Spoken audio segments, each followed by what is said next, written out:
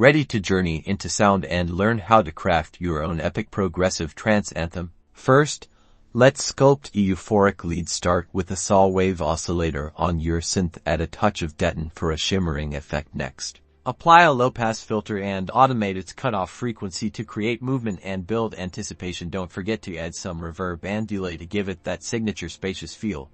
Now, let's build the driving bass line. Use a simple, clean sine wave or a slightly distorted saw wave. Program a rhythmic pattern, usually a steady quarter note or eighth note pulse cytokine. Compress the bass line to the kick drum for a pumping effect, creating that essential groove. Time for arrangement. Start with a stripped-down intro, gradually introducing elements like percussion and atmospheric pads. Build tension with rising filters and sweeps, then unleash the full energy with the main melody and bass line. Remember to create breakdowns to give the listener a breather before launching back into the intensity.